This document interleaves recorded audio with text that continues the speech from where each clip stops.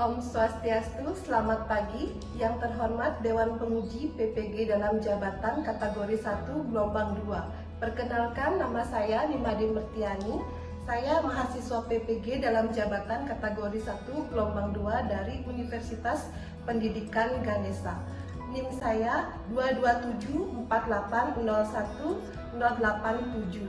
Saya mengajar di SMA Negeri 2 Tabanan. Pada hari ini, Senin 12 Juni 2023, saya akan melaksanakan praktek pembelajaran UKIN menerapkan bimbingan konseling behavioral teknik self-control untuk meningkatkan kesehatan diri, baik itu kesehatan fisik maupun mental pada siswa kelas 11 MIPA 1 SMA Negeri 2 Tabanan tahun 2022-2023. Demikian perkenalan saya hari ini. Mohon kritik dan saran kepada Dewan Penguji untuk perbaikan pembelajaran saya selanjutnya. Terima kasih. Om Santi Santi Santi Om.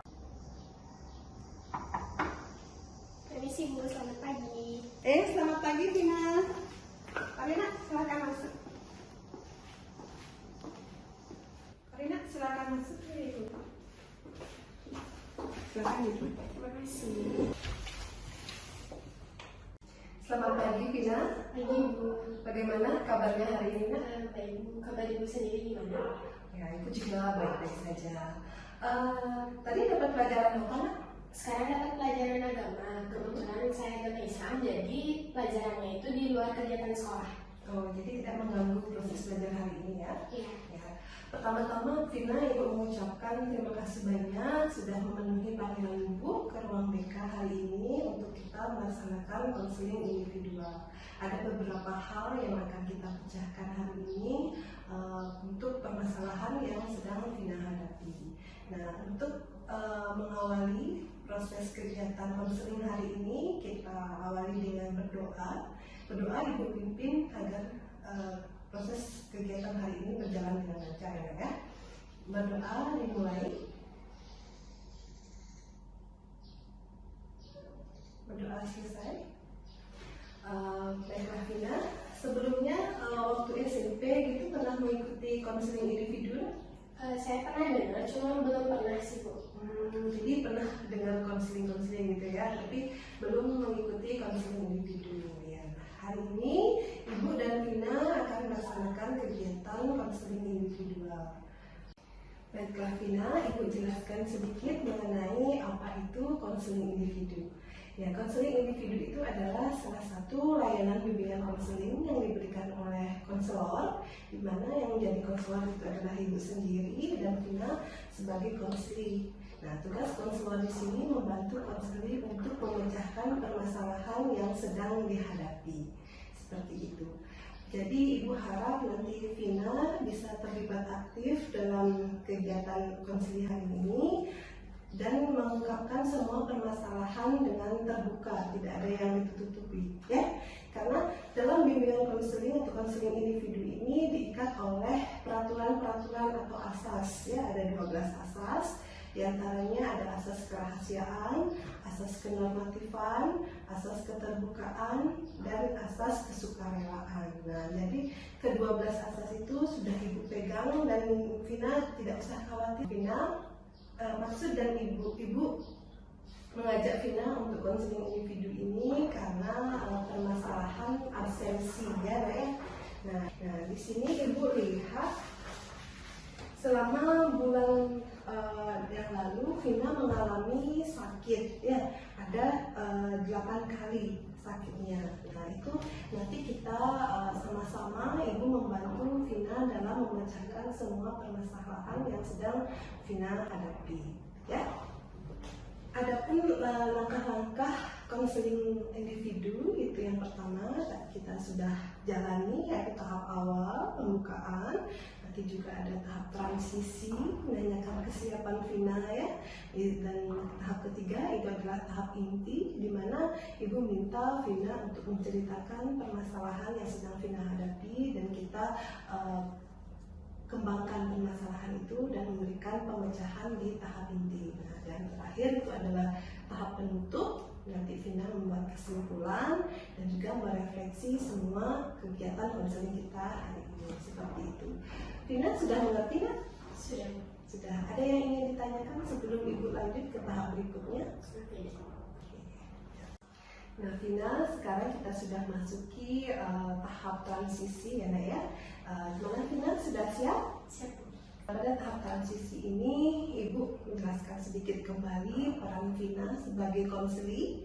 Ya, Ibu harap Vina terbuka dalam mengungkapkan semua permasalahan yang Vina hadapi, agar Ibu juga bisa dengan lancar memberikan Vina masukan, seperti itu saran, agar kedepannya permasalahan Vina bisa terpecahkan dengan baik. Seperti itu Vina ya. Nah, dalam konseling individu ini ada waktu 40 menit. Jadi kita manfaatkan waktu 40 menit ini untuk menyelesaikan permasalahan yang sedang Vina hadapi. Ya. Nah, seperti itu. Bagaimana, sudah kita bisa lanjut ke tahap selanjutnya? Tahap itu Nak? Bisa. Oke. Sekarang kita sudah memasuki tahap inti. Bisa Ibu minta Vina untuk menceritakan permasalahan apa yang sebenarnya terjadi hingga absensi Vina itu begitu banyak di bulan-bulan ini. Silakan Nak, bisa Anak ceritakan. Jadi akhir-akhir ini memang badan saya sering ngedrop, Bu, karena ada masalah di sistem pencernaan. Saya ada sakit mah gitu. Jadi setiap saya telat makan, itu badan saya langsung ngedrop. Jadi itu yang menyebabkan saya sering absensi. Jadi Vina tadi mengatakan akhir-akhir ini kondisi badan Vina lagi ngedrop, kurang enak badan gitu ya, karena Vina memiliki sakit pada pencernaan ya. Ketika Vina lambat makan, itu Vina merasa diri tidak enak, dan juga itu yang menyebabkan Vina tidak sekolah. Seperti itu, benar ya? Nah, dari permasalahan yang Vina hadapi seperti itu, kira-kira apa yang menjadi faktor penyebab utama permasalahan yang Vina hadapi? Bisa Vina ceritakan? Baik, faktor utamanya dulu saya waktu semasa SMP suka makan yang siap saji, Bu. Terus suka makanan yang pedas, sama sering yang berbumbu-bumbu. Itu yang menyebabkan jadinya seiring waktu itu terus makanan kayak gitu. Ada satu hari saya langsung dilariin ke rumah sakit karena muntah-muntah, nggak berhenti gitu. Nah, di rumah sakit tuh dinyatakan emah. Udah termasuk ke asam lambung sih, karena udah infeksi pada lambung gitu. Jadi waktu SMP Vina salah makan ya, karena pola makannya tidak seimbang ya, suka makan makanan yang pedas, yang cepat saji. Bahkan Vina sempat dilarikan ke rumah sakit gara-gara mual muntah yang tidak kunjung berhenti seperti itu ya. Jadi itu yang menjadi faktor penyebab permasalahan yang Vina hadapi. Selain juga tentang pola makan, mungkin ada hal yang lain gitu Kak yang mengganggu yang bisa menyebabkan Vina telat makan, atau enggak juga mungkin ada hal-hal lain di luar dari makanan itu, apa semuanya dari makanan aja? Enggak cuma dari makanan sih, Bu. Kadang karena pola pikir saya yang seharusnya nggak saya pikirin itu jadi pikiran berat. Terus faktor lingkungan, faktor mungkin beberapa masalah di rumah itu yang membuat pemicu saya telat makan, bahkan sampai nggak makan gitu. Dan itu menyebabkan badan saya semakin drop. Jadi Vina merasa banyak bebannya dalam pikiran Vina yang menyebabkan ada permasalahan baik itu dari lingkungan keluarga maupun dalam beban lainnya, hingga Vina merasa terganggu ya, dan itu juga mempengaruhi asam lambung mungkin ya, karena Vina terlambat untuk makan ya. Ibu mengerti apa yang sedang Vina hadapi, dan Ibu juga merasakan apa beban yang sedang Vina hadapi hari ini, seperti itu. Nah, Vina, sebelumnya sebelum Ibu lanjut ke tahap selanjutnya, Ibu ada menanyakan sedikit mengenai video tentang kesehatan. Silakan Vina simak ya. Nah Vina, ini Ibu mempunyai sebuah cerita animasi mengenai pola hidup yang sehat ya Nak ya, baik itu dari segi makanan dan juga bagaimana akibatnya. Silahkan Vina simak dengan baik dan bisa menerapkannya untuk nanti ya Nak ya. Silahkan simak videonya.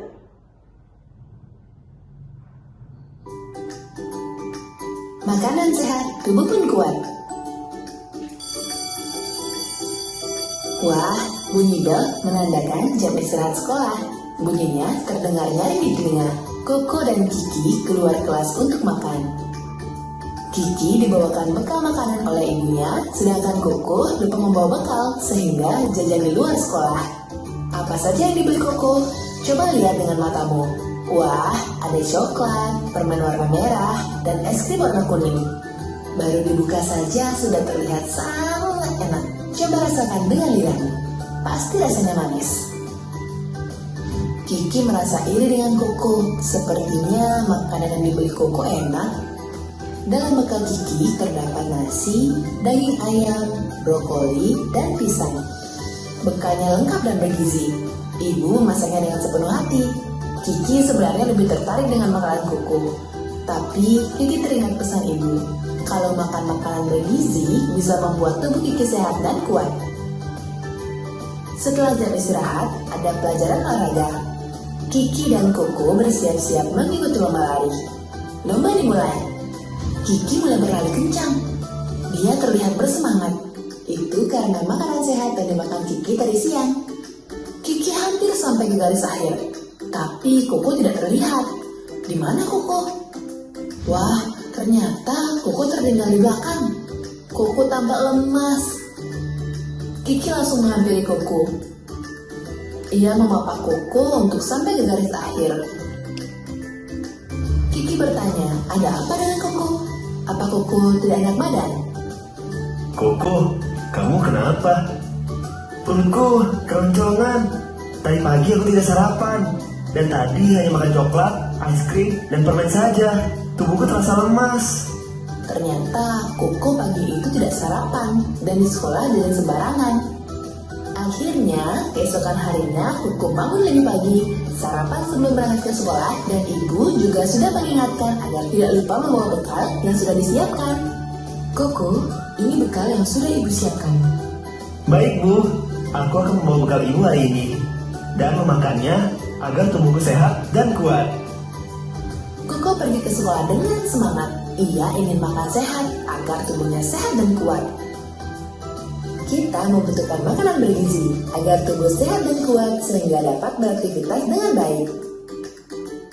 Pesan ini disampaikan oleh Kementerian Pendidikan dan Kebudayaan, Direktorat Jenderal PAUD, Pendidikan Dasar dan Pendidikan Menengah, Direktorat Pendidikan Anak Usia Dini tahun 2020. Nah itu tadi Vina, video animasi mengenai kehidupan atau pola hidup yang sehat dan perbandingannya dengan orang yang pola makannya yang tidak seimbang ya.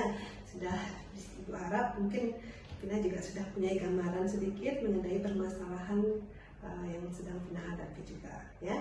Nah selain video itu ada juga video lainnya ya. Nah ini Vina, Ibu mempunyai video mengenai bagaimana cara hidup sehat dan seimbang dari seorang dokter. Silakan Vina ikuti dan saksikan ya. Lagi dengan saya Dr. Sung. Pada video kali ini saya akan membahas 6 kebiasaan kecil untuk membuat Anda tetap sehat dan hidup seimbang.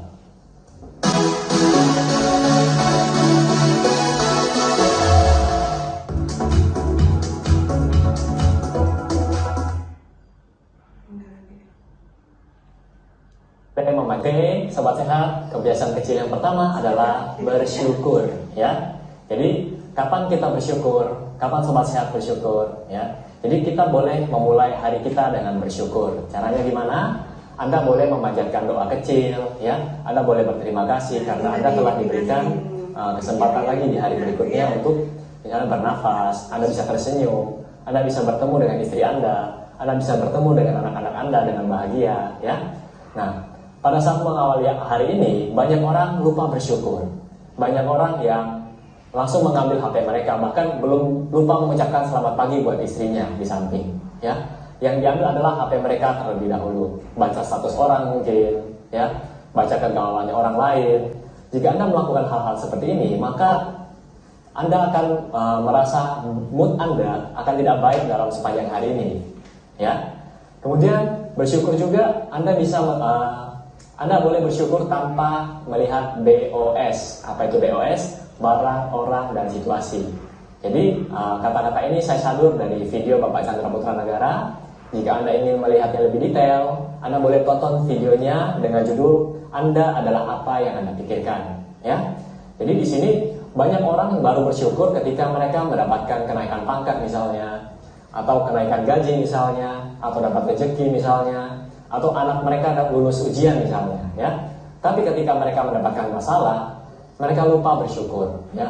Ketika mendapatkan masalah, mereka malah menyalahkan orang lain, menyalahkan istrinya, menyalahkan anaknya, menyalahkan bosnya, menyalahkan karyawannya. Nah, dengan demikian mereka lupa namanya bersyukur, ya. Terutama bagi mereka yang misalnya mendapatkan sakit kepala misalnya, ya. Saya bilang, jika Anda mendapatkan sakit kepala misalnya, menderita sakit kepala, Anda harus bersyukur. Justru sakit kepala ini sakit kepala misalnya, ya. Saya bilang, jika Anda mendapatkan sakit kepala misalnya, menderita sakit kepala, Anda harus bersyukur. Justru sakit kepala ini mungkin adalah teguran buat Anda, ya. Jadi Anda harus memikirkan, oh, kenapa saya kok diberikan sakit kepala? Mungkin saya kurang istirahat, mungkin saya terlalu tertekan, pekerjaan saya terlalu banyak, ya. Mungkin makanan saya tidak baik, misalnya, ya. Jadi Anda harus bersyukur karena Anda tidak langsung kena stroke misalnya, ya. Banyak orang tidak sadar mereka sakit kepala kenapa. Jadi cobalah untuk bersyukur, cobalah untuk mengerti kenapa misalnya Anda sakit kepala. Begitu pula dengan sakit-sakit yang lainnya, ya. Itu merupakan tanda atau gejala yang masih ringan buat Anda, ya. Kemudian yang kedua adalah, jadi kebiasaan kecil yang kedua adalah cukup mengkonsumsi air putih. Nah, air putih di sini yang saya maksud bukan air susu, ya, tapi air mineral. Jadi air yang mengandung mineral. Kenapa? Karena tubuh kita sebagai manusia 70% adalah cairan, ya. Jadi air sangat penting dalam metabolisme dalam tubuh Anda. Kemudian air juga berperan dalam sirkulasi darah Anda, ya.